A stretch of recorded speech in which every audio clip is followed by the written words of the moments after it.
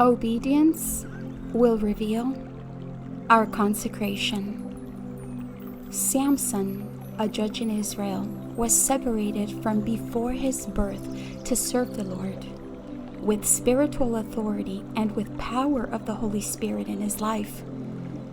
And even though he was separated, he did not consecrate his life of devotion. He had delegated authority by God, but he was never apt to be led with power but without purity. He lived a life without consecration, and the only time that he is found praying was to satisfy a physical need.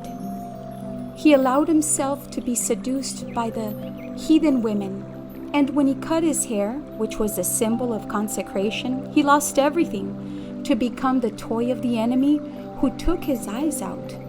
The sin of Samson had entered through his eyes, provoking for his carnal appetites, and losing his vision, provoked by sin, caused by the enemy.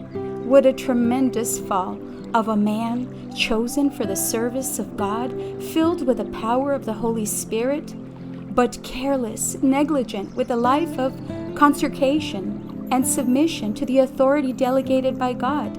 Certainly, he was an authority, but in order to exercise that divine authority, first and foremost, he should have subjected himself to the authorities put by God to direct his spiritual life until he became apt to develop that authority that God had already given to him to deliver his people Israel.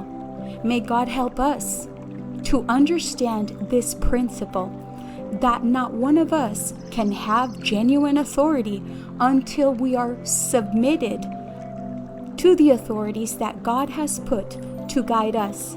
Samson was restored when he asked for the first time to be led where the columns of the temple of Dagon was found. When we are led and when we surrender our life to death like Samson did, it is not until then that we can bring down the fortresses, the walls of the enemy. Are we ready to let ourselves be led and be willing to die to our carnal life to bring victory to the people of God? Our obedience will reveal our grade of consecration. May God bless you.